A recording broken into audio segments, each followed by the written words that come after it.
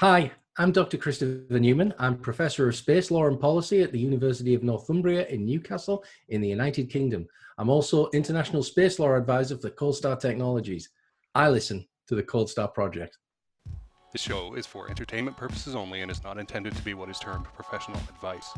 The Cold Star Project is proudly presented by the Operational Excellence Society. Cold Star Tech is a supporter of the OPEX Society, and Jason Kanigan is a member of its board of advisors. Talk with us at Cold Star Tech to find out more about the OPEX Society and what we can achieve together in your organization, or just visit opexsociety.org.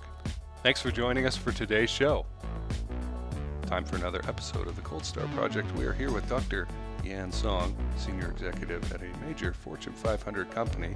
I guess all Fortune 500 companies are major. And we're continuing our conversation about this critical thing called operationalizing company culture, cultural development. It is not something that just should be left to accidentally grow on its own. That would create mold. And it should be built in. This is what all the great companies are working on right now, building it into the daily activities that people do in the organization in order to produce the best result, right? Which is the improvement of the company culture. So if you're wondering what that means, this is the third interview in what will probably be a 4 or 5 part series. The link to the playlist so that you can go back to the first one and watch it if you missed that is below in the description. And this is the kind of talk that you will not hear anywhere else. Dr. Song should be charging zillions of dollars for this because it's incredibly valuable. Now I understand that it may not seem applicable to small business or something like that, but it's incredibly valuable. It all starts with you, the individual, and me, the individual. I have been working on some of this stuff for a long time, the foundational pieces of it. However, talking with Yan has really opened my eyes to a higher level, and I hope that you'll enjoy that conversation with us. This is a longer episode. It ended up being longer than we intended, but I do not want to split it up into 2 or 3 pieces because I think Yan kind of talks about this partway through. We don't want to leave anybody stranded. You know, hey, if you've got to listen to this in sections, in pieces, I fully understand, but this is a conversation well worth having and for you to listen to. So Yan, welcome. All right, Yan. So we're going to be talking about the next step, the second step of operationalizing cultural development. And we've got some notes here. You've got some slides. We're going to be talking about this incredibly important topic. Now, I want to caution our audience that this is what Dr. Song is doing here is like breaking new ground. It's been a long struggle for him to learn and apply this stuff. I'm just at the edge of it, and I'm very pleased that I wrote some notes and he said, "Yeah, you got it. You got the success and the problems here, right?" Yeah. So you know what we're going to be talking about is not a cut and dried proven system, if you will, right? It's a step. It's something that we must move into if we're to progress. But on the other hand, there's quicksand. It's muddy, and we'll be talking about this. These various factors that can come up and bite you or pull you down, right? So. You know, everything is not perfect in the land of managing change, right? It's always this very difficult thing. So I guess where would you like to start? Yeah. Okay, so like you said, Jason, we're dealing with something here, I would say non-trivial, right? So it's certainly very complex, but incredibly relevant because this is how we live. And life is messy, as we all know. But that's the only life we've got. So we can't run away from it. So I think the last session we talked about the first step, right? Just sort of get the lay of the land and sort of situate ourselves a little bit in the reality, right? It's not pretty, right? Certainly rather messy. But if we run away from it, we don't have a life. So I think it's very important that we have that kind of mindset, right? But having said that, I think I mentioned this last time as well. Many people, once they saw how ugly it is, how messy it is, there's a tendency to just run away from it. And, I don't want to deal with it, right? So let someone else, clean up and before, I get close to it. And we all know that's simply not what the leader would do, and simply not what anyone who want to live a real life would do, right? So so that's where I want to start, right? So given all this, is there something we can do, right, other than just go through hell and suffer through this? And a lot of work I'm going to touch on today came from a sort of almost like an enlightenment movement in the 80s and 90s, somewhat in the 2000s. And, it's called organizational learning. I don't know if you heard of this word, right? One of the leaders of the movement is this Harvard professor by the name of Chris Argyris. So I'm going to use some of his work today to get the listeners a little familiar, right? How we actually can move this very rugged territory, right, called human culture, and improve it, believe it or not, and make our lives better. So to me, it's incredibly exciting. I'm not saying this is simple. This is sort of a piece of cake, but something that's very concrete, and I can testify it works, right? So I have a few slides, because a lot of those things is hardcore social science, right? So it's I'm also a physicist by training and by nature, really. I like models, right? So my slides is basically show you some models so that we can sort of make sense of what's going on, and then see where we came from, where we're going, right? What we're dealing with, so that we can learn how to be more effective. Okay. But before I go to this, let me just start with a story that Professor Argyris told in one of his books, right? So he's not armchair philosopher. He spent significant amount of time, if not half, very significant amount of time consulting with various, business organizations or this is what I read most from him, that, the corporations, that he works with. So one of those companies hired him to look into how they are operating and see how they can improve their operations. All right. I mean, some of our audience is operational excellence, right? This is right in their turf. So he was being hired a consultant, as many of our listeners are a consultant, right? Hired by business to go in there. So they hired him saying, look at how we operate and tell us how we can improve, right? So they line up a dozen people. So this is a manufacturing business. So they just provide access to a dozen of their managers or frontline, foremans. So he talked to them and had a workshop, then came up with a bunch of ideas, how they can be improved, the operations. And within like a couple of months, basically, they have implemented a few operational improvements that saved the company, over $200,000. This was in the 70s. So $200,000 is a chunk of real money. Okay, it's not today. It's 200,000. So the company executive was just delighted, right? Like they hired Jason, and within a couple of months they saved real money. So they were very delighted, and they sort of scheduled a banquet, to celebrate. So what was this? But the reason Professor Archie told the story is because he hadn't started his story yet, right? Mm-hmm. So his question to the team that's being appointed to work with him was that, well, are those ideas just new? You just came out with,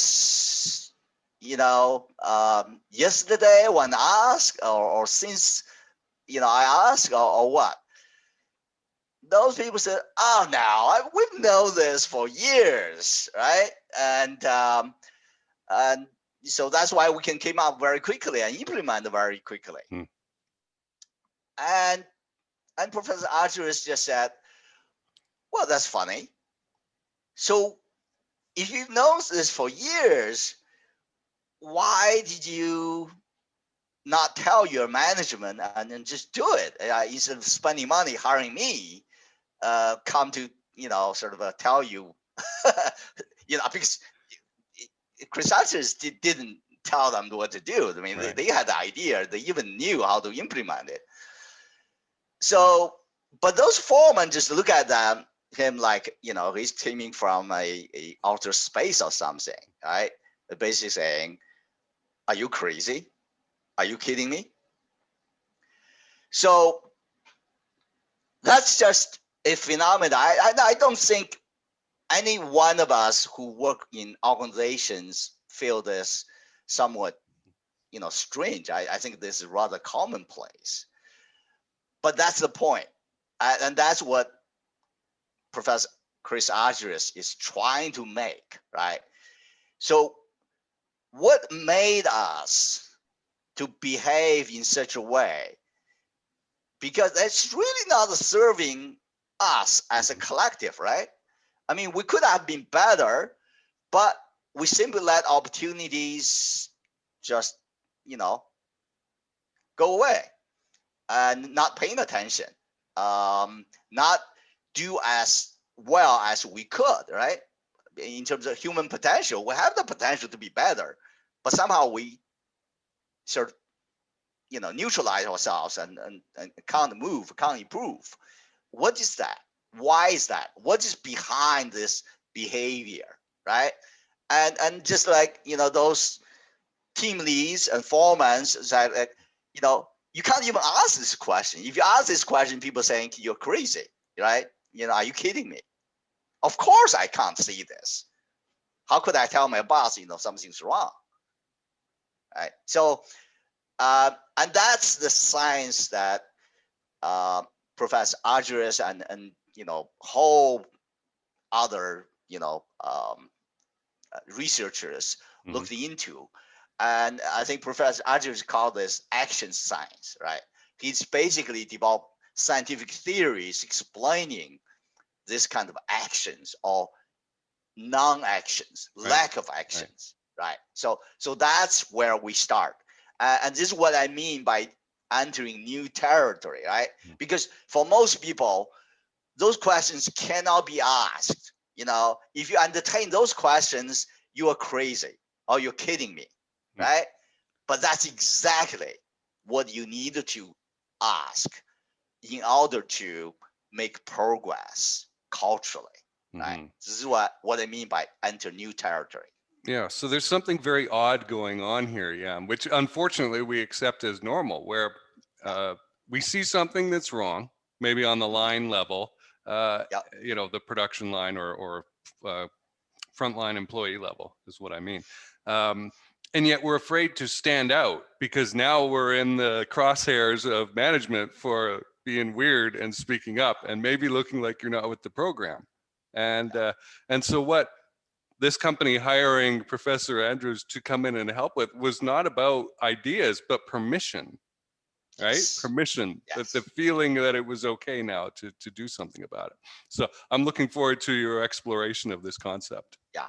And I think this is a very common phenomenon, right? We often say, Mm-hmm. I mean, the value of a consultant is permission, right? It's not necessarily those consultants know better. Mm-hmm. It's that they have the permission from management to actually name things, right? To put things on the table in a way that is non-political, right? At least, not as political as it would otherwise, so that the organization can actually act on something and see something and do something. So, but most people just treat this as a one-off, right? Okay, we hired McKinsey, we hired whoever, right? Do this one-off, that's it. It come and gone. So, but what Professor Argyris and other scientists try to do is to make sense of this, right? So-called science is there's a pattern. There's a causal relationship, right? You can act on it and make it sustainable, make it something that you can repeat. If we talk about operational excellence, right? We want this something to be repeatable. Otherwise, it's not excellence, right? Yeah. It's just a one-off. Okay, so let's go into this. I'll just use this very simple slide. The way the reason I like it is somewhat visual, right? So this is in essence the model that Chris Argyris and others developed. The academic name is called the mental models. It's saying that every one of us as human beings, right? Our mental model is like an operating system inside ourselves. This is how we operate as human beings. And by the way, as an organization, we have those developed, accepted, right, mandated mental models. That is the backbone of culture. If we talk about culture, it is really what the mental models has been accepted, has been blessed as legitimate, and what other mental models has been considered or not considered at all, right? So that's what we're talking about when we're talking about the culture change, cultural transformation. We're really talking about changing mental models or not, or fighting, some mental model that we don't want. Right. So, but first thing first, let's look at what is mental model. So this is basically the fruit of more than half century of research in social science, right? So we have a certain mindset. Specifically, it's about the values, right? What do we think is important? What do we hold dear, right? And also what basic assumptions about we make, right? It's like those company, foremans, right? Managers, they assumed I could not tell my boss that something's not good that we have been doing for a long time, because whatever, right? Maybe that's how their founders have started their business. He's always done things that way. And he's made it very clear that that's his way if you want to work here. Or he might have implicitly sort of, implanted those values in people's mindset. But however it got there, right? The fact is, those team of managers have known those opportunities for years, but didn't even consider it's possible to speak up and act on them, right? So they have implicit values and assumptions in their head why they couldn't do that. So what behavior you saw? They do nothing, right? They just let those, real money waiting, right? So, and what's the result? Of course, your business suffers. And imagine your competitor have somehow cracked this nut, right? They've got their people more open up and look into those opportunities and behave differently. They will beat the hell out of you. And that's how those entire organizations, the marketplace, evolve. It's because we make those incremental changes, improvement, right? However partial or looks like, trivial. This is like, at least this company hired Professor Archers actually did something, right? So a bunch of other companies probably never even thought about this. So they are already ahead. And so it just shows you that the opportunity, the potential is always there. The question is, are we aware? Are we looking at it, right? Are we turning those potential into reality? So without a robust science, right, robust tool, it's very difficult to do this because, like, we've examined in previous 2 series, there's a lot of talk, even as prestigious as Harvard Business Review, right? I would say, honestly, most of the things that are talking about culture are just nonsense. And I can single out any number of articles. It's just talking nonsense. But that's an indication how hard this is.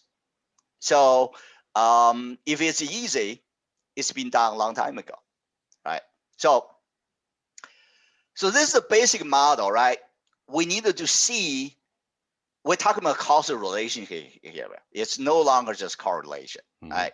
So our mindset, our values, our assumptions directly impact on our behavior. What do we do, what we don't do, right? What do we avoid, right? So there's a direct impact on our behavior. And our behavior, of course, impact directly on the result, the outcomes that we have. So this is very much causal relationship. So the basic premise of this model, right? We'll look into some details so that we can have a better understanding how this actually operate, day-to-day lives, day-to-day, business operations, right?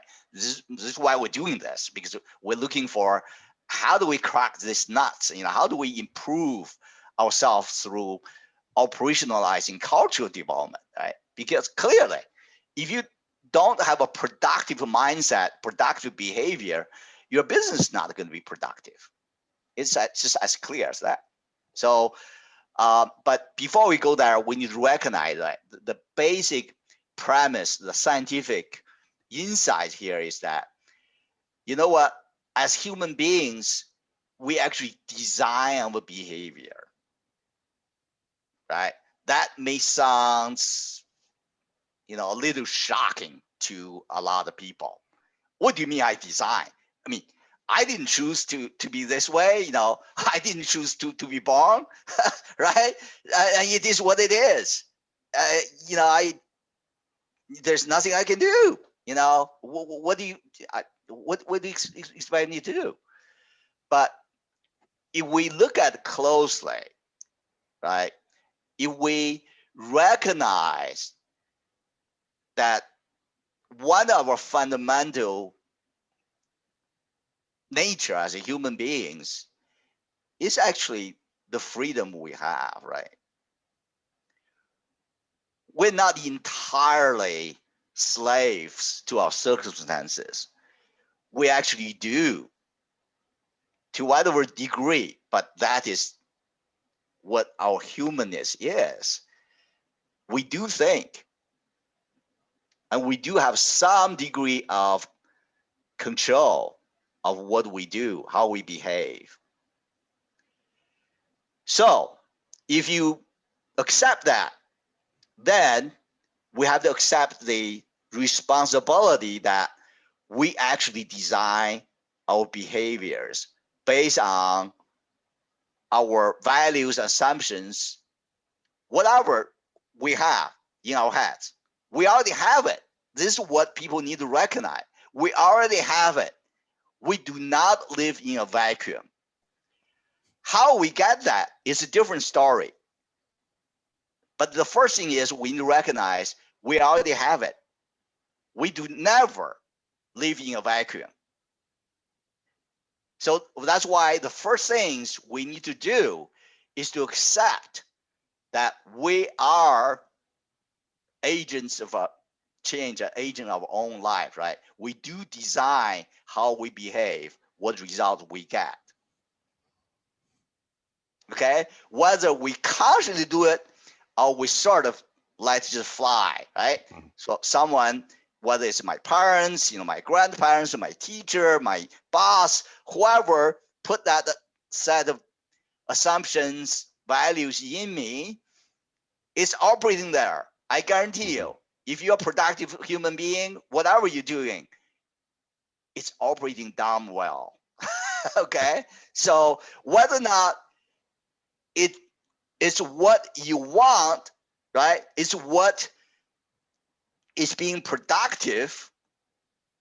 It's a different story, but it's working. So the first thing your responsibility is to actually open it up and look at saying, how is it working? Then you can ask yourself, well, where it's not working so well? Maybe I can tweak it a little bit, right? Maybe I can improve a little bit, if not for nobody else, for myself. Mm-hmm. So the operating system of your mind, that's right, built out of these values. So let's say you had a value that you were taught growing up that you've accepted and not really picked up and looked at since, but it's running, to avoid conflict, that everything should be peaceful, right? Yeah. You're going to operate through your behavior, through your workplace situations, with that overriding factor of avoid conflict, don't rock the boat. Yes. Right? Yes. And that's going to lead to certain results. Yes. But also rocking the boat might lead to other painful results, as I have personally experienced. Absolutely. Absolutely. Yeah. So and that's where, but become aware of this, I would say, is the starting point, right? To actually be able to get to a better place. Yeah, because it's software. It is. It's not hard coded in there. You can take a value out or a limiting belief out and roll it around and look at it and go, do I still want this, or should I change it? Yeah, it's software, but it has hard consequences. Right.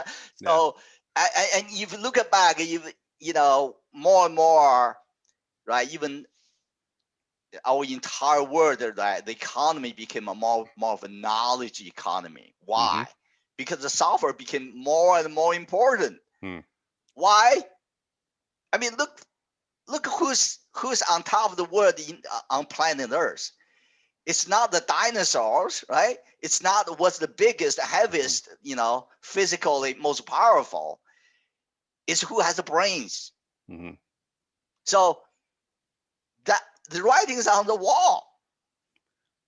If we don't pay attention to the softer stuff, honestly, we have no right to exist. We'll go extinct just like dinosaurs. So that's I would say, it's soft, but it's the hard reality that we must deal with, or we go to extinct. As simple as that. And I've been talking about beliefs and values like this for many years. And there's some beliefs are more senior than others. I do believe there's a Pareto's law, sort of 80-20 rule. A small number of key limiting beliefs will produce most of the reality that you experience. And so when you say there are hard results, if I think spending $30,000 a month on rent for a place to live is a reasonable amount of money, I'm going to have a very different experience.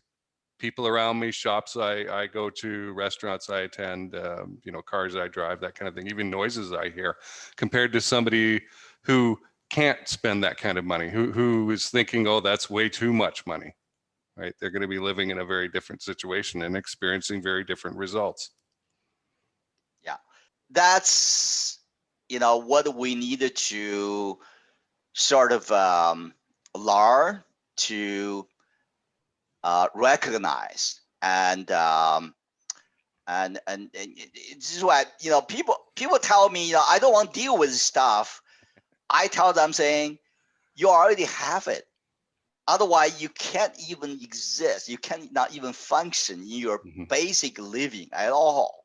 So to say that I don't want to deal with it is to put your head in the sand. That's what you're doing. Yeah, you're dealing with it now. You're dealing with it now, for better or worse. Okay? So, and because it's so difficult to deal with this, and this is another, this is the second bullet I want to, point out. And by the way, all this came from Professor Chris Argyris, right?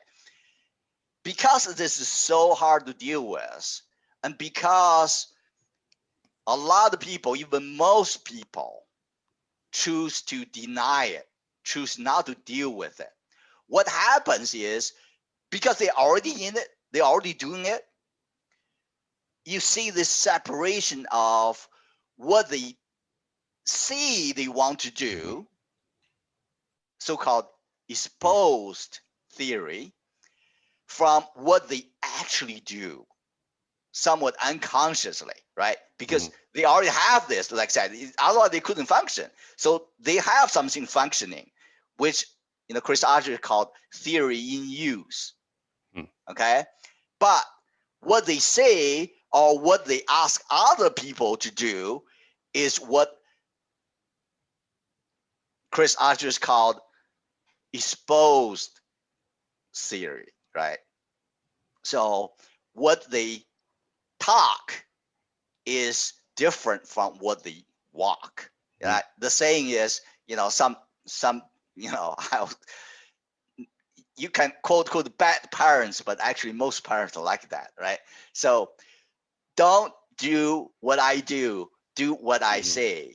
Right. we all heard that, right? Actually, very few parents learn how to reconcile the two. Okay, so that's reality, and so, but the objective of this new science, right, entering this new territory, is to address those paradoxes. And the reason we want to address those paradoxes is because it has a profound impact on the quality of life we're living here, let alone, right, the operational excellence and productivity of the business. It goes way beyond that, but certainly include that. Because everything we do as human beings is dictated by this. Otherwise, we wouldn't be human beings. Right. And yeah, again, I keep making asides because I want to make sure that we don't get too far ahead of our listeners, right, who may not have studied this stuff. And so I try and provide examples from my own life or experiences or something like that. I try and, I struggle with values or these assumptions or whatever every day. I had a talk this morning with a venture capitalist. I went upstairs to have lunch and met with a friend, and I had to deal with an assumption about myself or a mental picture I had of myself. I said, I would never want to run an investment like that. And my friend said, you don't like Y result that would come out of doing that, right? Which would actually be good for me. And I had to really think like, so why did I say that? Why did I say I don't like this particular kind of investment? And and then the mental picture of who am I? What if I was to run something like that, which would be a slightly different version of Jason than the one that's sitting here right now. And and this just happened in the last hour, right? And stuff like that is going on every day. And later on when we looking into this, especially in step 3, right? Mm-hmm. We put all this in a very human context, right? Mm. How do we evolve? How do we actually grow up? How do we evolve our mental models, right? From, remember the first slide I said in the second session, right? How do we go from an innocent to an expert? Mm-hmm. We eventually evolve our mental models. The only difference, I would argue, between an expert and innocent is an expert has a more mature Mm-hmm. and capable, competent mental model. That's why they can deal with the world much more effectively than a novice can. Okay, but together we have to accept this is the operating system already in place, already kicking 24 hours a day, 7 days a week. Right. Even in our sleep, they still working. and I have a note here from when I read through the slides. In the world of sales, which I've been in for a very long time, this thing about, I had to laugh when I read this, what we espouse is often different from what we do, because this is the case in sales. That prospective client or customer frequently says something different from the way they actually behave. And then, and part of selling is to like unravel that if you're a good salesperson. But it's very critical to not to make this into a somehow a moral issue, an ethical issue. Yeah. I don't believe the vast majority of people lie on purpose. Although they certainly have one theory in practice, one theory, when they talk. But they didn't do this on purpose. They just do this out of a habit, right? It's like if you were born, as a baby into a family, what option do you have, right? You need to drink your mother's milk, otherwise you die. Right. So this culture just came in you by default. Right. Only later, when you grow up, that's why we have this, rebelling age and all those things, right? Which is all natural. They should. If they never rebel, they will never be better. Okay. Once again, I'm not saying all rebelling are good, right? So this is way beyond good or bad, right? This is how we grow up, how we evolve as a species. Yeah, and how well are these beliefs serving you? So we see here structure, mindset, behavior, results, and then we have content that fits in there, and those are two different things. Yes. So we're just talking about structure here, right? So, and I don't want to get into too heavy into contents because we need 2 weeks right. workshop to do that. Actually, even that it gets just the beginning, right? And that's another thing, right? A lot of people look at this, oh, that's just too much work for me. Really? I tell people, is this too much life for you? That's the real question you need to ask, right? So because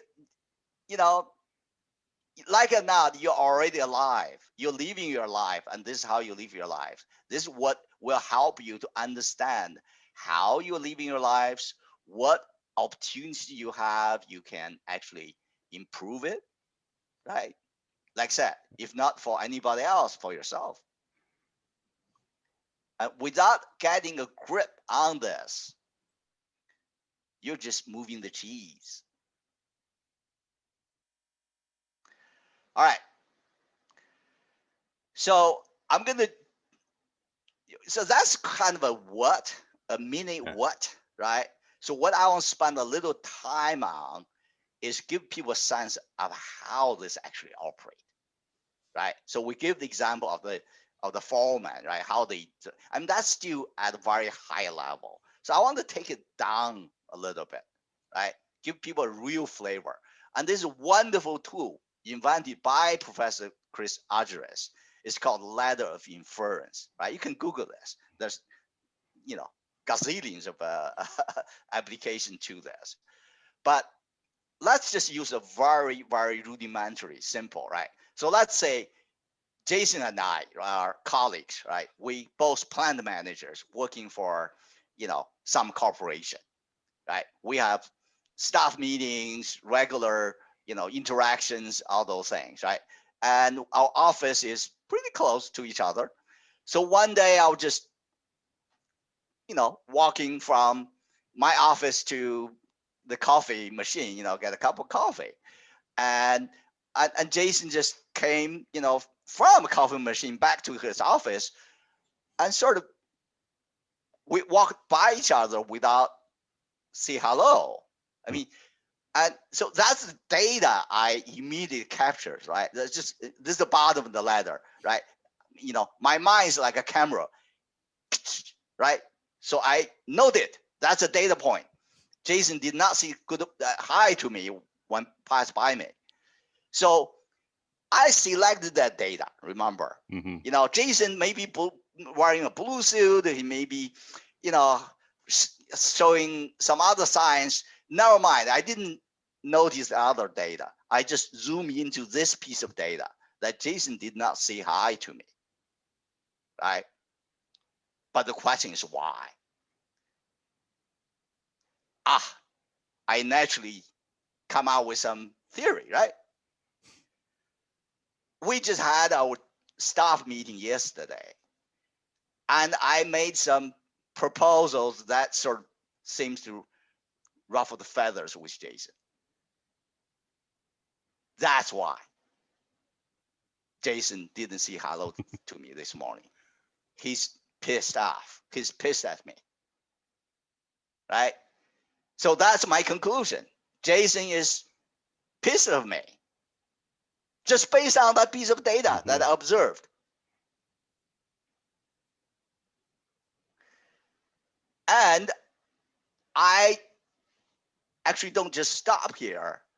I start relating to other times that people get pissed by me and start sort of, throwing cold shower, whatever, at my way. And I start become very cynical about this entire organization, right? It's full of just shallow people like Jason, right? Who couldn't take slight criticism. And this whole place just stinks. And the culture here is just bad. Right? And that profoundly influenced my belief about not just about Jason, but about this organization. And why this organization, after I changed a few companies, is same way. I have a profound belief about this word. And that's how I became a cynic, right? And if you think this would not affect my day-to-day behavior, you'll be dreaming. So the fact is, once I developed those kind of beliefs, it became part of my operating system. It profoundly affects how I deal with day-to-day issues, people, my family, my friends, my co-workers, my children, everybody. That's how we function as human beings. So that sort of side loop, right, is what shows you how we behave in a day-to-day environment, right? So that's just a very trivial example. We do this gazillion of times every day, okay? So I have a sort of animated mode to just bring this to home for people, right? So there's a two mode of living we have, right? A lot of people just have one mode, which is quite dangerous to themselves and to others. I call it the doing mode, right? They're just living their lives, right? Unconscious, do what they feel right at the moment.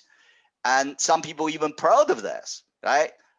I am who I am, right? I have no double life here. So what you say is what you get. So a lot of people very proud of this. We'll ask question whether or not they should. Okay. So, but anyway, we already explained the mental model, right? How this profoundly affect our action, which leads to the results we get. And we do this all the time. And no matter what action, what result we get, it only serves to reinforce the mental model we already have, because we only select the data that fit that mental model. Okay? I'm never going to pay attention to what other characteristics Jason demonstrated. I'm just going to zoom into that because I already think Jason speaks at me. Next time I meet with Jason, this is where I go. And this is how this mental model works within us. Okay? And it's not without virtues, by the way.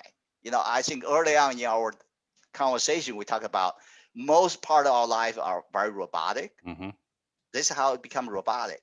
And we have to, because otherwise we're just not efficient enough to even to survive the basic requirements of life, right? So we have to develop some pretty efficient mental model that execute in milliseconds, right? Without thinking about it. You know, I'm thirsty, I'm get a drink. Okay, I'm hungry, I'm getting food. That needs to be programmed very fast. But as anything good, right? It has an inertia and it has a tendency to go overboard. Mm. And that's the dangerous part. And that dangerous part can only be mitigated if we become aware of the second mode of life, I call it. So the second mode is what I called learning mode, right? What that means is we have to actually slow down. We have to become conscious what's going on, not just reflex, right? We need to do that for some routine things that we, you know, in order to be efficient, to, you know, stay alive. But there are other things that's just too important that we actually are not doing well, but in order to become aware of that, we have to slow down. This is where we need to enter a learning mode. And I would say, if you don't have the both mode in your life, I doubt that you're living a optimal life. And you know, I don't mean that as an insult, right? And certainly, a lot of people are not even aware of this learning mode. They may occasionally do it, right? When things really went bad and they are forced to slow down to see a counselor, see a psychologist, you know, to sort of confess with a friend, right? They do that, but they're not doing it in a proactive conscious mode. They often is forced to do that. And I would say, to put it mildly, that's not optimal way of living your life. Okay, so what do we do in those learning mode, right? Given it's conscious, slow, it takes months to years versus milliseconds. Okay, and this is where Professor Argyris, you know, was famous for. He invented a theory called the double loop learning. So most of the time, even for people who enter this learning mode, they're only looking at their actions. Oh yeah, I did that, but I didn't mean it, right? I'm sorry, I offended you, but I didn't mean it. So that's learning, single loop learning, right? Looking at what actions has caused what consequences. Or if you're a manager, you may need to coach your employees, right? Look, John, you just went ahead and put that thing, and that cost this much mass. Don't do that next time. Right? That's called single loop learning. Look at the actions and the result and point it out to people or remind yourself, right? So that you can modify your behavior and to be more productive, more kindly, right? More loving, whatever. That's called single loop learning.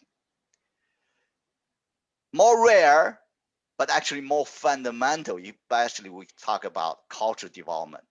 We need to do double loop learning. We need not only look at our behavior actions, we need to look at our mental models that put that in action, right? Into motion.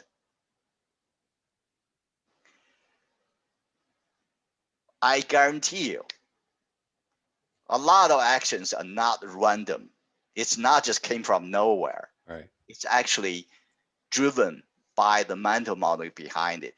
That's why I say, for the most part, we actually design our behavior because we have a perception, we have assumption about how things operate, and we all want our optimal results, right? That's how we design our action to achieve optimal results. Yeah, and those results might be sitting around eating nachos, right? It could be being at the top of your profession, right? It's your choice. You get to pick. Yeah. So there's, once again, we're not getting into the content so much today, right? Because that could, like take weeks to do, and we don't have the time to do that. But I just wanted to, if people come away from this conversation with one thing only, I want people to know that you've already got this thing in you. It's no use to deny it, right? Your only choice is, are you interested to improve it, or you just let it go, right? Happy-go-lucky. That's your choice. And certainly, I'm not here to say that you must do this or do that, right? I'm just here to say you have some choices, you have some options here. All right, so from that, we're not going, once again, not going into the contents of this, and but there's a whole science called action science, right? They have studies human behavior and correlate that with business, organizational, personal results, and then associate that with certain mental models, right? Our basic assumptions, our basic values, and finally, they fit into different systems, right? We talked about systems thinking, right? There's many versions of system thinking, and this is what I understand as system thinking. Basically, it's not random. It's not like you can just pick one value and random pick another action. They actually correlate with each other. So the social scientist has modeled this and tested this in organizations, in business, in societies, in government, right? So they've done extensive research, and two of the models, originally Professor Archie called it Model 1 and Model 2. Then later on, people gave it a little bit more descriptive name, right? So Model 1, which is predominant, and I can tell you, no matter where you go, which organization you work on, right? No matter what they say on their website, this is the dominant operating system inside that organization. Okay, so what this fundamental belief is that I need to take control. So I need to, the most obvious thing is that before people go into the meeting, they spend a lot of time designing agendas, right? And you can see there's some values. There's if you don't have agenda, you won't have a productive meeting. But what happens is most of the time, people try to anchor and position this in a way so that the meeting will more likely go in the direction they want. And I've done this. Okay, I'm sure you have done this, and this is a very common phenomenon. So what mindset driving this is basically, I need to be in control of the situation. Otherwise, it would just be chaos, right? So if I don't have agenda, if I don't have,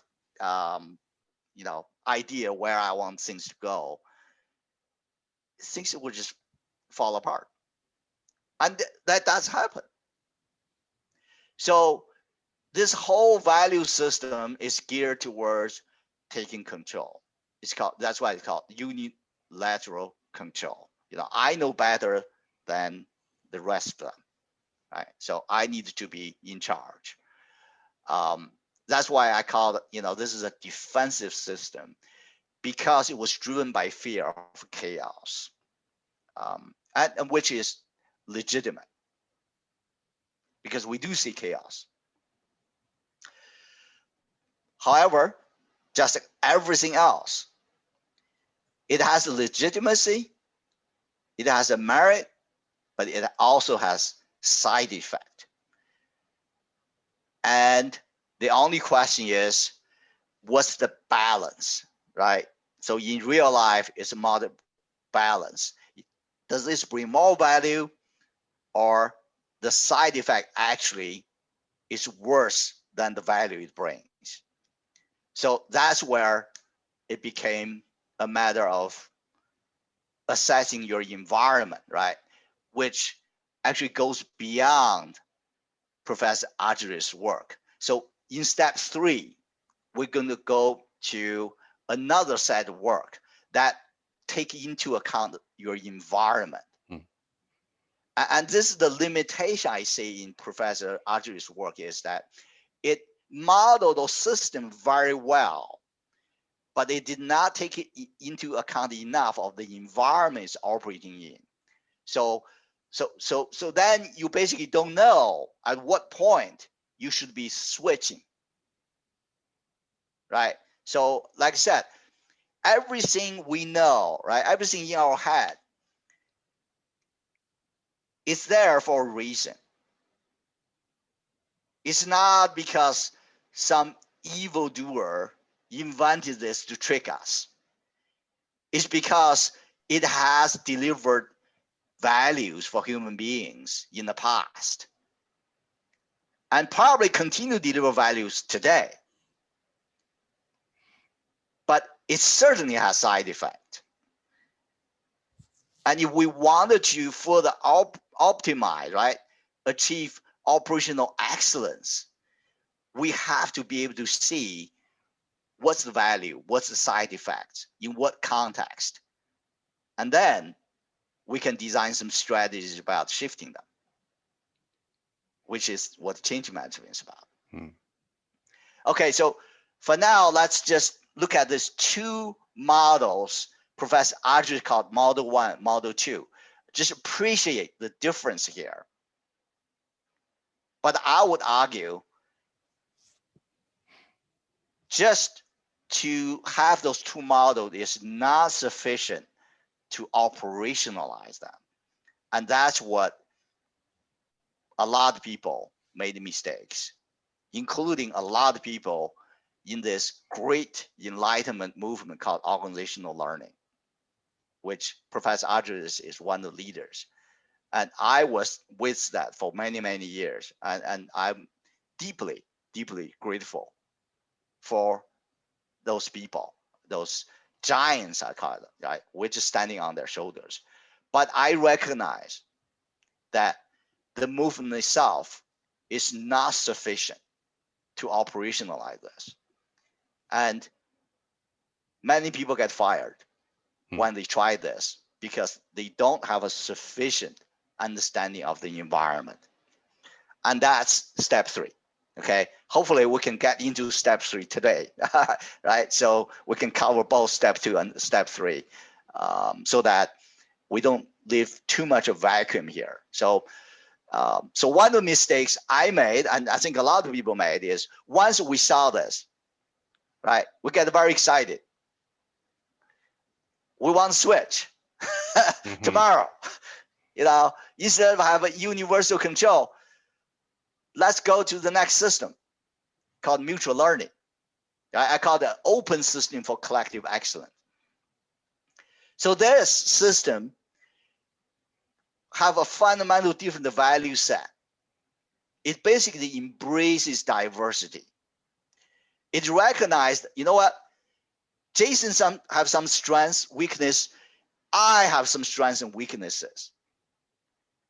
There's no point killing each other because accusing each other of weaknesses. Let's recognize that. Let's combine our strengths. Let's complement each other versus just compete, beating each other to death. So that it's a whole different value proposition. And I don't think logically, right, when you present this to people, I don't think there are many people wouldn't prefer this second model called model 2. But the question is, how do you do that? So most people, the tendency is, well, let me show this to my boss, right? Let's change our department, let's change our division, let's change our company culture. Yeah, switch that. Then everyone will be happy, right? So they basically, I made this mistake early on, like, you know, I mentioned to you, early on I would hand out books to, you know, my VPs, you know, I tried to say, hey, look, this is a wonderful opportunity. Why don't we do this? And I'll bet they would say things like, oh yeah, and you don't understand the stress that I'm under here and the pressure that I'm under. They actually don't even tell me that. Yeah. They just ignore it, right? They just, you know, sort of, because, you know, this is another thing. They have to be politically correct too, right? So they don't want it to be accused that somehow they were suppressing, you know, good ideas, right? Who can say that those are not good ideas? So this is why I say, you know, the work of Professor Argyris, as great. You know, if I'm in charge of the Nobel committee, I will award him Nobel Prize, no question. I think it's worth 10 Nobel Prizes, what he did. Because it's so relevant to how we live as a human being. So, but despite that, what he did not do, right? I'm not saying he should do this. I mean, everybody can only do so much, right? He's already done the work that I think is worth 10 Nobel Prizes. So, so who am I here to criticize him, right? So I'm just saying, you know, if you are asking, you know, how to operationalize cultural development, this is not enough. It's a light, right? It's what I call the enlightenment. You see a light at the end of a tunnel, but how do you walk toward that light is a whole different chapter. Yeah, and I mentioned this in my notes here. Remember, we're talking about bravely entering new territory. Yeah. Well, great. It's one thing to pick up a book or watch a video of a concept on YouTube or something like this, right? Where I'll call that passive, right? That the idea is not pushing back at you. It's just put in front of you. It's maybe reacting with some beliefs that you have, but that's going on within you, right? And you can accept or reject that idea and move on. But the moment that we've got another person involved, now we've got somebody who can push back. A live human will probably continue to argue, I've written here, right? If there's somebody who's got an opposing point of view or a defensive idea about, you know, why should we change? Let's leave it alone. We see this in Facebook arguments, political arguments. When was the last time you saw somebody actually change another person's mind, right? It never happens. So How do we use this, and how do we avoid mutual shutdown in our dialogue? Right, I think is the key opening here. And I always say everything we talked about here, right? It is applicable equally to yourself and to others. So this is what science is. Science doesn't care whether you are Earth or Sun or Mars. The law of physics operate. And this is what the science is. It doesn't care whether you work in a manufacturing plant, software company, in your family, in a nonprofit organization, in government, it operates the same way. So my advice is that before you start try to apply it to others, there's some serious work you need to do with yourself. Just ask yourself, how many different mental models you actually have used, right? Function with. And if your conclusion is just one, I'll just say you haven't even started to develop yourself. You need at least to know 2 or 3 before you can actually start asking other people about it. Because once again, none of us is just born genius. We need to practice. We're all born, wearing diapers, I call it, right? We need to grow. How do we grow culturally? We needed to upgrade our operating systems. That's how we grow. And our operating system culturally is the mental model. So if you haven't recognized in yourself, you've done 2 or 3 upgrade, I would say you're not in a position to manage others, coach others, be a consultant, go around, right? So I think that's the homework people need to do. They need to recognize those operating models. Remember, this has nothing to do with gender, has nothing to do with race, has nothing to do with your nationality, type of things you do. This is science. If you're a human being, What I'm thinking about right now is the Soviets, Soviet ideology. They had some to begin with from Marx and Engels and Lenin, and then they had to figure out, okay, well, we're supposed to be the opposite of the communists, okay? So or of the capitalists, excuse me. So what does that make you think of? This Model 2, perhaps with its assumptions in that, is the opposite of Model 1, right? But they argued with each other about, is jazz capitalist? What about poetry, right? And if those of you have watched my my episode on Albert Kahn, know that the Soviets adopted many operations improvement techniques as intellectually neutral. They classified it that. So this sort of thing, once again, like you said, it doesn't matter whether you're operating on the sun or in your kitchen, right? This stuff is applicable everywhere. Yeah. And you made a remarkable observation there. So this is why I love you, Jason. So yes, there's a little bit of a reactionary tendency, right, in the whole organizational learning movement. And, once again, they saw this unilateral control thing, right, that's just dominating and choking off all kind of growth opportunities. And they reacted to it and flipped to the other side. And this came out of this. I think it's not wrong, right? At least point the direction where it should go, right? Should open up. But I would say rarely in reality, you go from this to the polar opposite. I would say that's a revolutionary reaction, which is rarely entirely true and beautiful. But as an initial reaction, I think it's natural. It's just it cannot be sustained. It cannot be operationalized that way. That's why I say, I think this, at the end of the day, the organizational learning movement sort of came to an end by the 2010-ish time frame, because of this, because they became overly, I call it, romantic about it, right? They wanted to flip completely, which is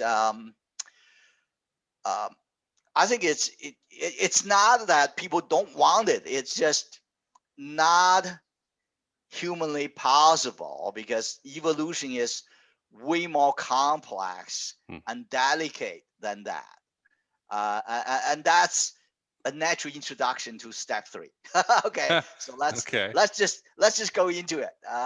So like I said, before we start today, I wasn't sure how far we would go today, right? So, but I'm glad we got here. Okay, and we do need that command and control stuff occasionally. It's just like you said about, I don't need to be making a huge galactic scale decision about what to have for lunch every time that I get hungry, right? It should default. Some jet fighter or bomber fighter pilot or bomber pilot should not be thinking their way through their procedural stuff in the middle of combat, right? If they do that, they're going to get blown up.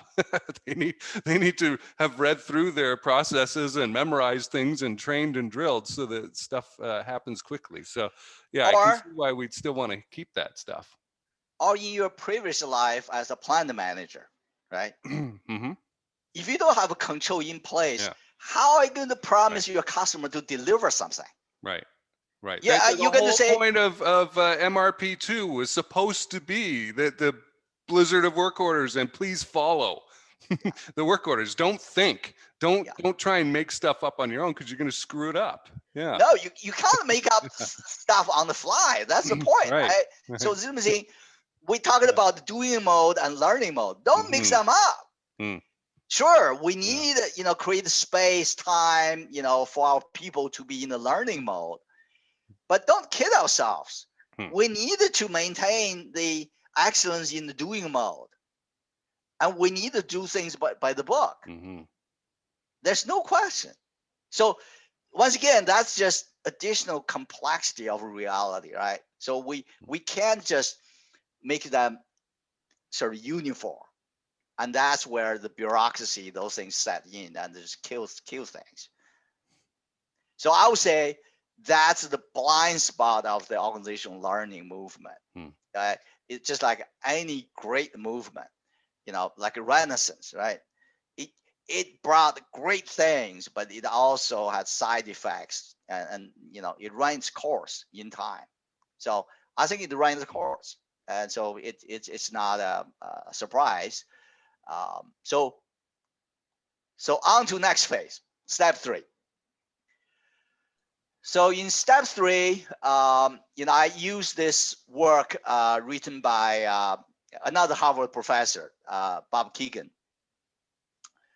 So Professor Keegan is a developmental psychologist, right? So he studies mental models, although he probably didn't call it mental models. He called it something else. Human development stages, right? From a human development perspective. So,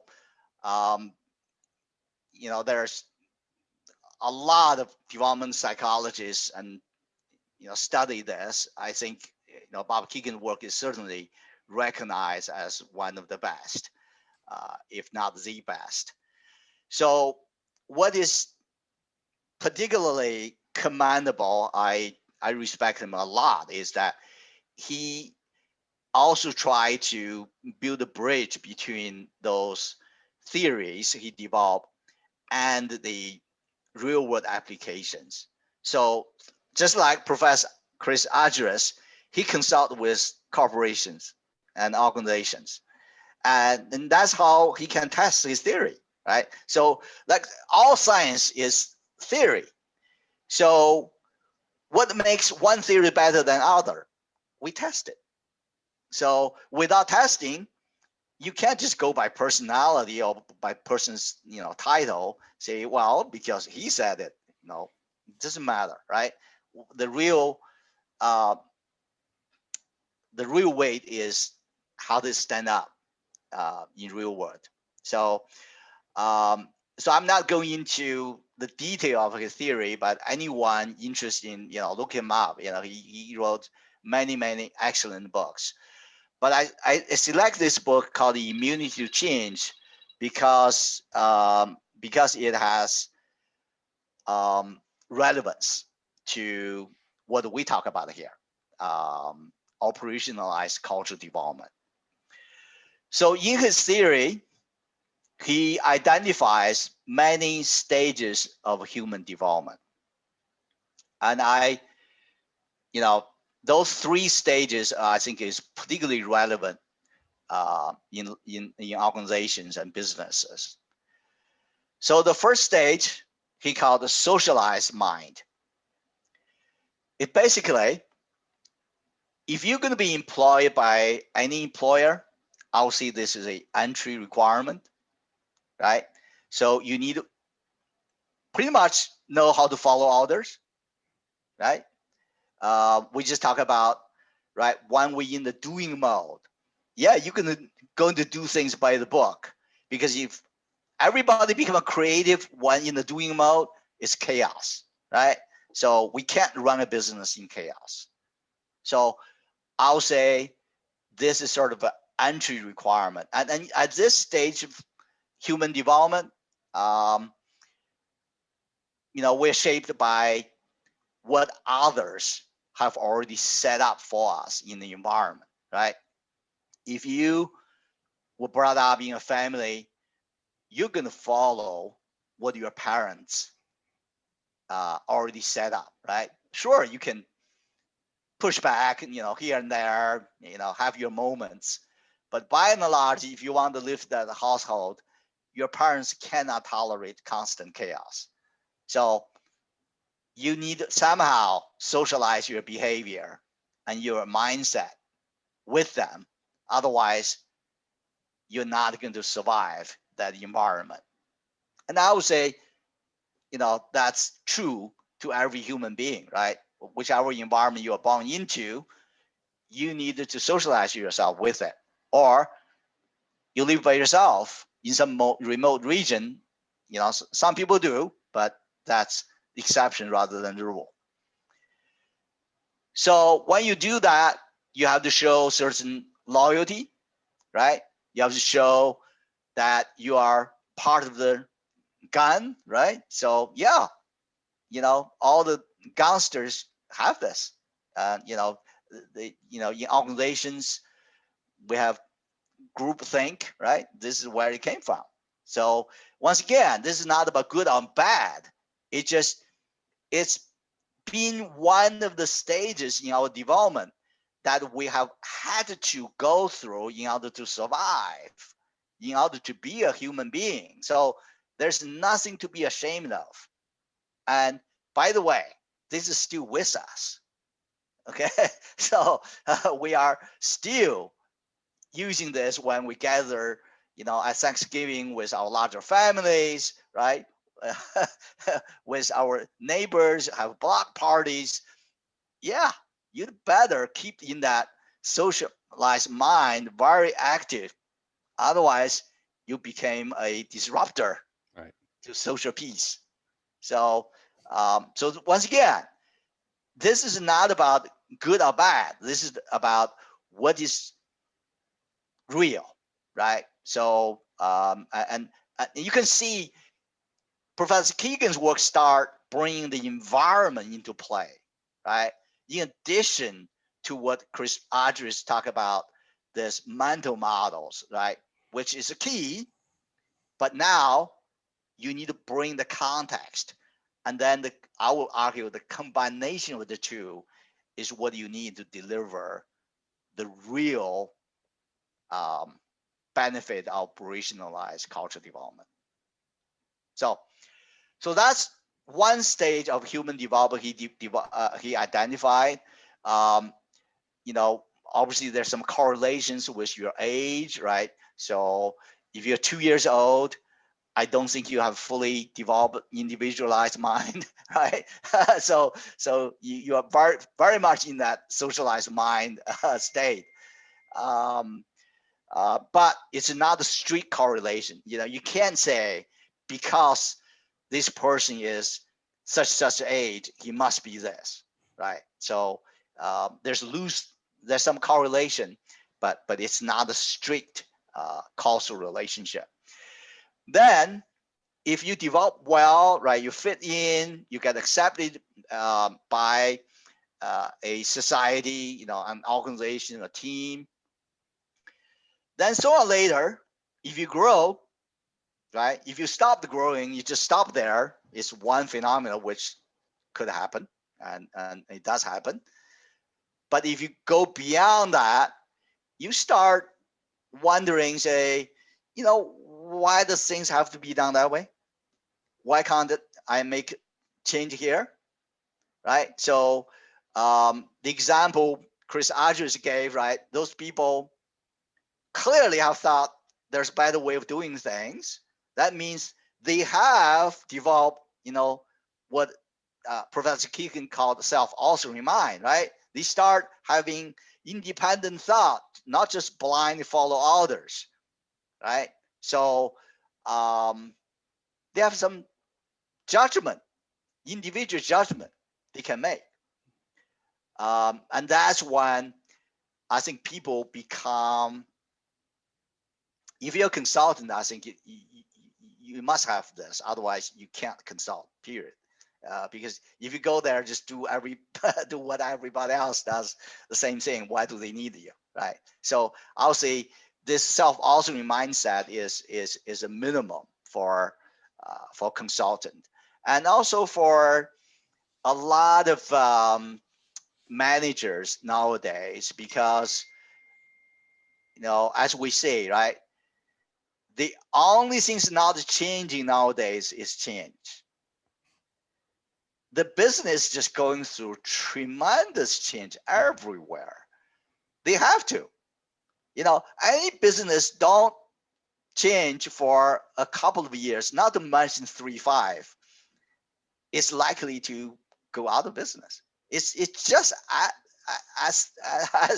as you know, real as that. So if you are a manager, right, you don't even have to be a high level of manager. If you're a manager, one of your central job is to manage change, because the marketplace change all the time. Your customer change all the time. Your sister division change all the time. So you have to cope with this. And if you don't have people who can think beyond the socialized mind and actually tweak things, right, you're dead in the water. So I say, at the workplace today, right, you have to have somewhat, at least sometime, this self-altering mind, because you have to reinvent things to a certain degree all the time. So obviously, it's more extreme if you're an entrepreneur, right, start your own business and those things, you are pushing things to the extreme.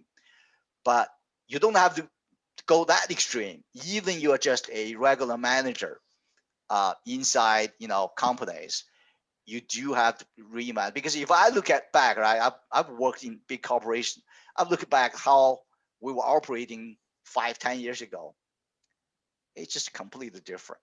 So we need to make change all the time, and we rely on self-altering mindset to make those, because those changes don't just fall from the sky, right? So the CEO is not going to tell you what to do in your part of the business. That's the reason he has you. So you've got to be able to come out with those ideas and implement them constantly in order to keep your business afloat. So that's another stage of human development. But then, as I think this is sort of the cutting edge for most businesses, is that you've got some capable people, right, in individual department, different functions, different divisions, and they're all reinventing themselves individually. But how do you make sure they actually harmonize to a greater whole, right? Oftentimes this become a sort of a territorial fight, right? And I see that not entirely negatively, right? Once again, they start doing this for most part out of good intention of improve themselves, right? Whether forced by the environment or out of their own, volition, they're trying to improve. They're trying to make things better. But where they will always run into difficulty is that someone else at their level, right? Maybe it's another VP, another director, another department head, have their own ideas. And in order to make the whole thing work, they have to harmonize, they have to align with each other. And that's difficult. Right. Yeah, I was picturing an automobile trying to optimize its Yeah. various parts. The muffler is trying to make itself better. The air filter is trying to make itself better. The engine, but they're not harmonized. They don't have an organizing principle. Like we talked about. And you can see this clearly in Chris Argyris' model, right? If you have a model 1, unilateral control, yeah, you can make your own department, division, operate like a machine, right? Perfect well. But it's difficult to tune that machine with another machine. So what's the organizing principle if you optimize your own machine, and what governs between machines? And that goes beyond this self-authoring mind. And that's where the next stage of human development became evolutionarily ready. Basically, nature is demanding that to emerge. You see, this is not just that someone has a fancy, wanted this thing, to happen. We're actually forced to do it as a course of evolution. So if you work in a company, this is very real. It just play out every day. So this is why, Bob Keegan's work has a better context, right? Lay this out in a better context than Professor Argyris, because Argyris just say, okay, we should go to unilateral control to mutual learning. But why? Why do we want to do that? Other than, sounds good, right? So in this context, you can see why. Because unless you develop that kind of a mindset, it became difficult to harmonize your companies. And more our businesses became, this is why we call knowledge economy, right? It more and more became dominated by those specialized experts. I'm a chemist, you're a biologist, you are an engineer, right? In order to make something happen, a truly great product, we need to combine our knowledges. But we're all expert. What do you mean? I'm the best chemist in the world. And he is the best biologist. And he's the best engineer. How do we actually work together? So that goes beyond this self-authoring mind. And this is what a phenomena that Bob Keegan started, observing, right? Modeling. Remember, he didn't invent this just out of his own head, right? He needed to observe this phenomenon and try to say, okay, what kind of model would explain this? That's where he came out with this next stage called self-transforming mind. Essentially, what it says is that we need to learn how to collaborate with each other, right? We need to learn, say, Jason knows something I don't, and I know something Jason doesn't. And we'll be better off. We both will be better off if we work together. In order to work together, though, we need to transform our mindset, right? Not just thinking, I am the best. I need to control Jason, right? Jason need to do my bidding, okay? So if I always do that, I mean, Jason is not a fool. He's going to say that, and he's going to do the same to me. And that's where it will reach the limit of the self-authoring mind. That is not to say Jason's not bright, or I am not bright. We are both very bright people. It's just our mindset in this self-authoring mindset is insufficient to elevate ourselves to the next stage of human development. So this is not a moral preaching, I call it, right? This is real scientific progress. This is real evolutionary progress. So what that requires the next stage is that, you know, we're able to step back, right, from our own position and look at ourselves quite objectively, right? Look at ourselves saying, instead of, you know, this is Yan, this is Jason. Okay, as a human being, how are we operating? What are we good at? What are our limitations? What is the opportunity for improvement? So start entertaining, right, some possibilities that we didn't think possible before, like those foremans, you know, team leads that Chris Argyris asked, right? To them, it was out of a question. How could we entertain that, right? And that's culture.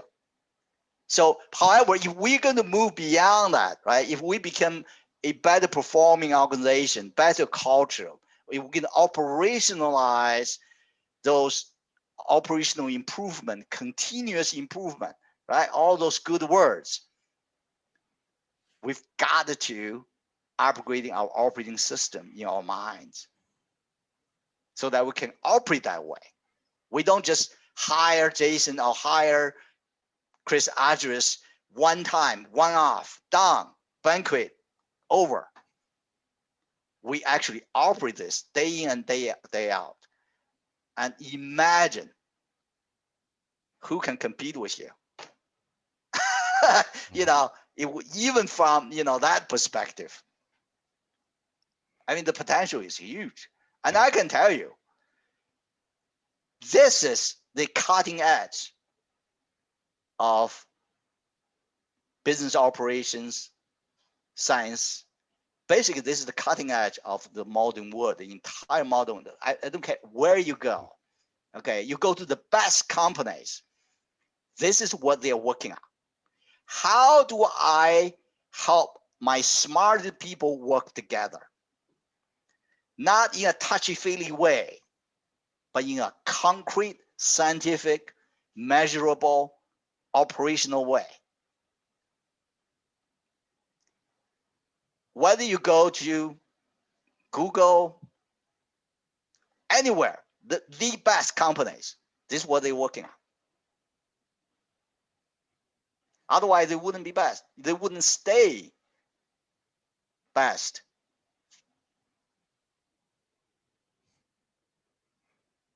And yet we don't hear about it much. At least in regular companies, they're certainly not talking about things like this, which is why I'm so glad to have you here to to share this stuff with us. Well, that's what, remember, you know, that's why I showed that picture of Yellowstone mammoth hot spring, right? Well, it's a lot of work, and you have to be willing to confront things. This and stick to it. Stick to it. You know, it's like you don't see the source of life, right? That's tiny. All you saw is this huge mass. But guess what? Grand Canyon was carved by water, drop by drop. So you think that trivial? In time, it will shape history. It will make history. And this is what's making history today. I like this line about multi-frame and holds contradictions. That's those are good signals. Are you able to do it? Are you able to look at things through different frames? And then the contradiction thing, it sounds weird if you haven't explored it much, but being able to hold two contradictory ideas, and it's sometimes you see this in that optimization problem of optimizing a business. Some departments or a department may be the right move, maybe to run it poorly, so that the money making department or the culture developing department, whatever it is, right, runs really well if that's the outcome that we're looking for. Yeah. So don't think that optimization means that everything is going to run extremely perfectly, right? It's probably not. There's probably going to be some mushy areas. Well, the point is, the cultural mindset is we should look at it, right? Mm-hmm. So Yeah. it's not that we are looking for contradiction. It's just when we're looking to improve, we will observe contradictions. Otherwise, where do we get clues to improve? So we must not be afraid of contradiction. That's what it's saying. It is not that contradiction is our purpose. It's not. Right. But we've got to move through that, right? Remember, Patrick O'Shannon's, pyramid, right? So you've got to be able to deal with conflict. Otherwise, you cannot, get to what is the key, right? So, and that's what it's saying. We need to be able to deal with conflict and move through and improve this. Okay, so next slides. This is just getting more real. Once again, I'm not here to expound the contents, right? You should go and read yourself, and there's a very rich scientific literature on this. So I'm just here trying to give you some idea what this is about, right? So what most people do, right, when they are confronted with those scenarios or complications, and they honestly, a lot of them just feel overwhelmed, and then they go into self-denial, and this is what this cartoon character is doing, right? So what I was going on in my own mind is not done for my own business, right? Because people think that they can just put this out of their mind and they're out of their sight. They're just fooling themselves, So this is what I'm saying. This thing is already in here, right? So the mental models is already in you, right? You're already living in a cultural environment from the time you were born. So you have no choice. Your real choice is, do you want to get better at it? Do you want to gain mastery over it versus just be a victim, right? So, and unfortunately, I have to be honest, most people choose to be victimized. And, I think I mentioned this word from positive psychology called learned helplessness. And that's generally how a lot of people fail, is that, what can I do? There's no hope. So if there's any one thing that I wish your listeners will, come away with this is, I want to see there's a hope. Okay, so it doesn't mean that it's easy, but then why should we expect life to be easy? Life is rich, but not easy. So the thing I want to highlight here, most of those sidebars are just coming straight from the book that I quoted here, Immunity to Change, right? the reason that the organizational learning movement sort of fizzled out, right? I think is it didn't recognize enough how powerful, how necessary in real life, right, this unilateral control system is. And like I said, this still runs, I would say, 95% of our life in every aspect. So we cannot just unplug it and hope and plug something else in. It's just not that trivial. So, for those people, who get inspired by this, right, want to do something, I would say, you should invest some time to develop competency for doing this. And this if you are a fast learner, it takes months. Yeah. If a slow learner like me, it takes me years. Yep. I've been working on it for years. Yeah. So and I'm behind you, like quite a ways behind you. Yeah. So I would say, you need to make some serious investment, develop the competencies, even to just develop yourself, let alone to develop others. And the last thing you should do is go around telling other people that they should do it. Because that's what I've seen a lot of consultants going around doing. And I think that's hypocrisy. And that's not doing us any good. And actually that's contributing to the polarization of our society in a very serious way. So I would say, before you tell other people they should do this and should do that, do it yourself. And this is what I'm saying. If you not have gone through a few witch hunts, you haven't started this journey. I can tell you. So you've always been rock star.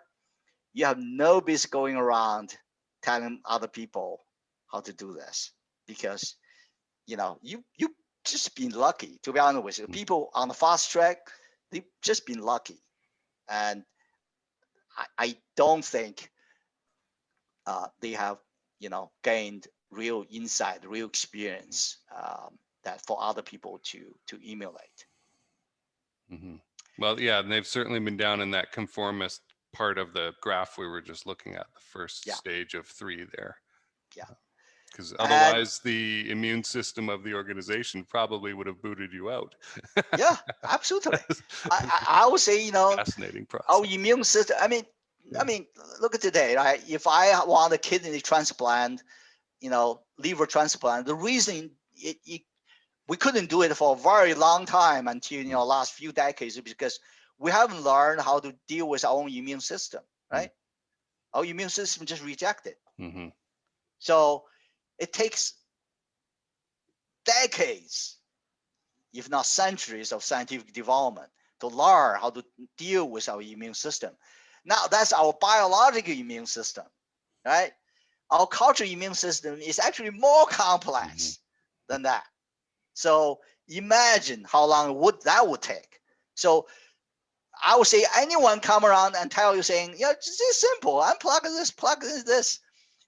They're just, salespeople. Actually, I had some salespeople come to me telling me, they have this great change management methodology. You just needed to unplug this and plug this, and everything was done. I just packed them away right away. In a world without resistance, sure, yeah. Maybe. They don't even understand. They don't even understand what are they talking about. Yeah, you're up against all that. Cultural resistance there, the limiting beliefs, the attitudes, and experience that people have had, which reinforces, look, we keep doing it this way because it's worked so far. Absolutely. Yeah. People have good reason to do that. So what you need to do I mean, this is what I do nowadays is I will listen and I will share my own experiences until people feel like, you know, you understand, right? You came from the same point of view as they do. And that's what this first bullet at the bottom is about, is that you need to thoroughly immerse yourself and understand, emphasize the current immune system before you can do any work with it. It doesn't mean that you think this is end of all those things, right? But you certainly need to recognize the value of this, just like any, you know, ethnic culture, right? We need to respect it.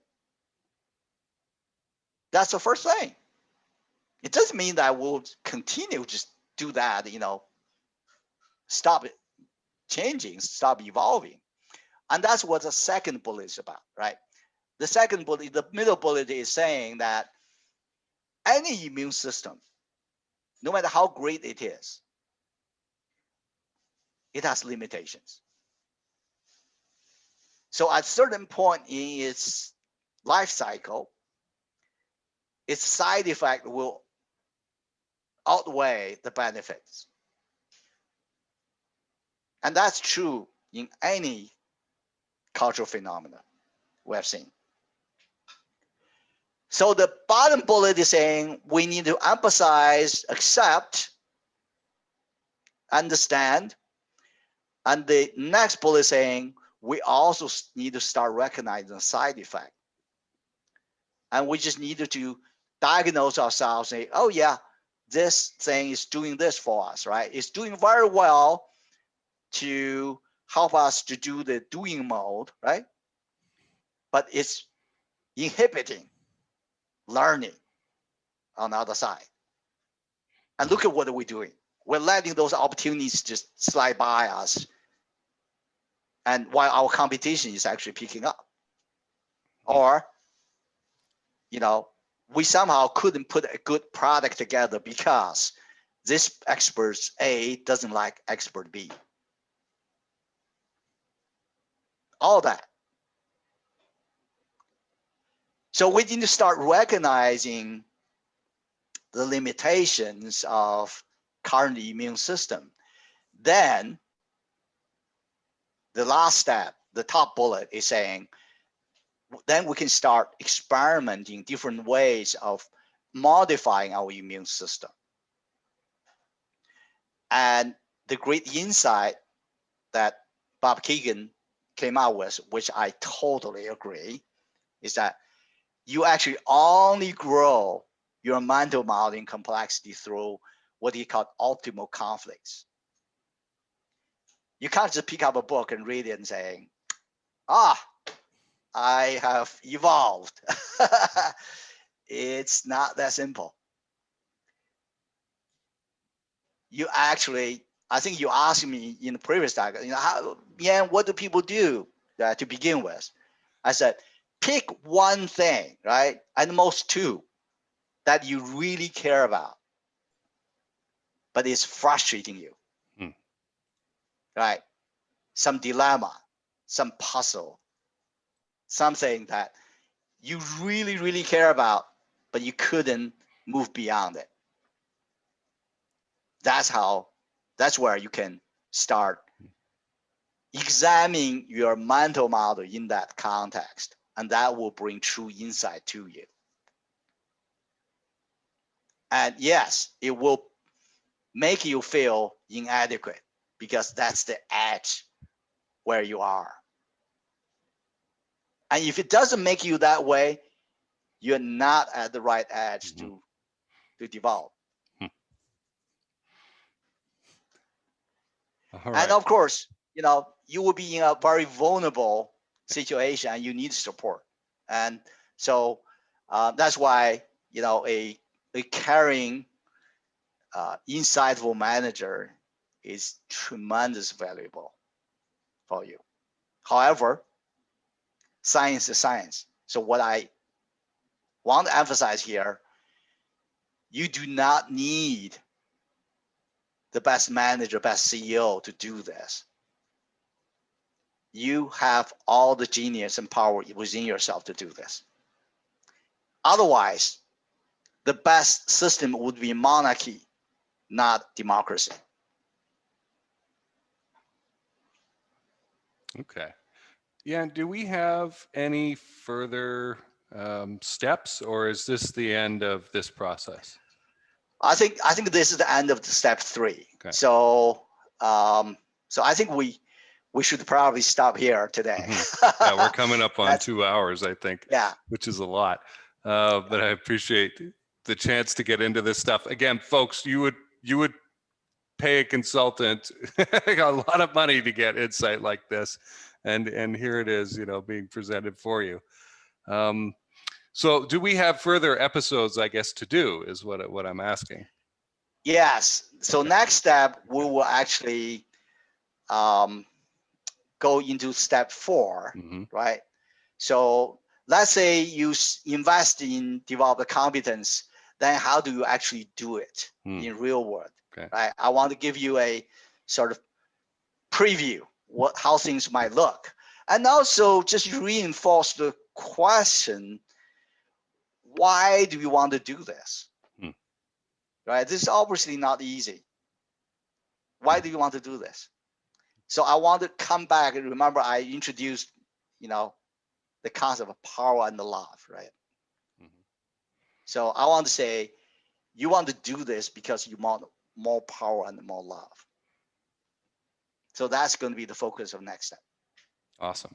Okay. And I can say, folks, from my own experience studying some of the things that led into what Jan has given us, has built well on top of, like he's provided another 50 stories to the building that I've been working on.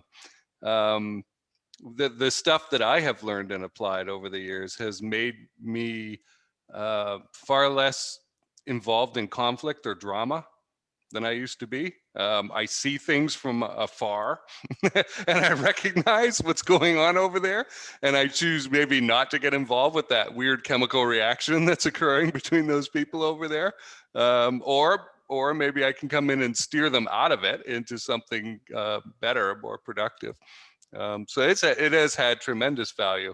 In that learning ladder that we looked at early on, that again, 24-year-old, 25-year-old Jason was very concerned with what other people thought about him, and would have started telling himself a story if you had walked past me and didn't acknowledge me, if we'd known each other. I would have built a story about that up. Yeah. And I had to learn my way out of it. And even today, something like that might trigger, but now at least I have the chance to be aware of it and pounce on it and say, no, I don't know anything about what's going on in Jan's mind. Right. And maybe I'll go up to you and ask you, hey, this is bothering me. Yeah. Tell me about it. Right. And maybe we'll have a dialogue, and maybe you were annoyed at me and we'll resolve something. Or maybe I'll learn another story like, no, my dog just died or something like that. Right. And I'm preoccupied with this issue, which I knew nothing about. So folks, this is as real as it gets. I mean, if I could share, some sort of kind of slightly embarrassing personal things, that's, I can speak to it anyway. It's very human. Yeah. Yeah. Well, awesome. Well, folks can connect with you on LinkedIn if they want. And I'm looking forward to having you back on to look at step 4 and wrap this up. This has been a very interesting set of discussions, particularly since I look at the slides beforehand, I write notes, we have a dialogue about it there, and then we get on here, and still something different comes out, right? Yeah. And I get different perspective and understanding of what's actually being presented on the slides, right? So, like I said, I'm trying to communicate, more than half century of scientific research here. Yeah. And it's deep. There's deep well. So, so every time you deep into it, you find something new. That's very natural. Awesome. Well, Dr. Yansong, thank you for being here today, and I look forward to talking to you again. Thank you. This was a pleasure. Thanks for tuning in. If you're interested in working with us at Cold Star Tech, here are some of the things that we can help with. There's a lot of people who talk about process, documentation control, attention to detail, all this stuff. We help organizations become true learning organizations. Remember, if something isn't written down or recorded in some way that's accessible, searchable, findable, it didn't happen. It might as well not have happened. So if you have two people who solve a problem, a serious problem in your organization, but they do so in isolation and nobody finds out about it, which happens all the time, then it didn't really happen and nobody else can access that wisdom. So we unlock wisdom for your organization. We do a lot of things in the space industry.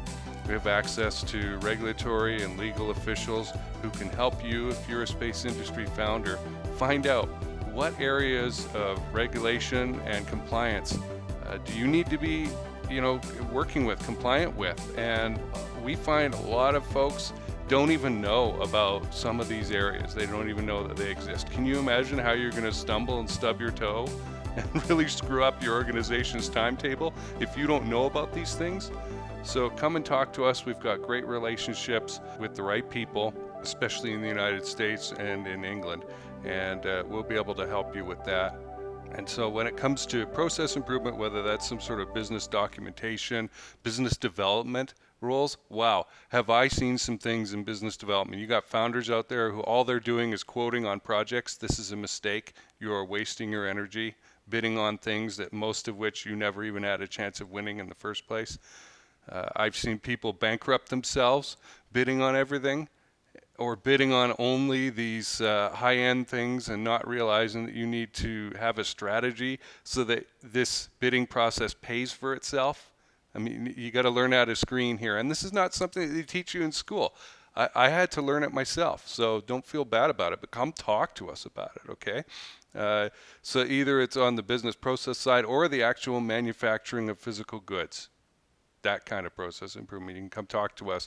Can this be done faster, cheaper, better? And yes, most of the time it sure can, because people just do stuff, and the first person to invent the way of doing things is the person who gets to choose most of the time how things are done. This happens all over the place. I like to point out our traffic signals for automobiles are based on the way that they ran railway traffic 100 years before that, okay? So, and this is key in the space industry right now, which is new, right? This is an area that I personally am interested in. How we figure out how to do stuff today is going to impact generations, because people are so easily locked into this is how we've always done it. And if you hear that at your organization, there's a warning bell. This is how we've always done it. You need to come talk to us at that point, okay? So reach out to us. It's easy to do. Just message me on LinkedIn or email me at jason@coldstartech.com. I want to hear from you. Thanks for listening.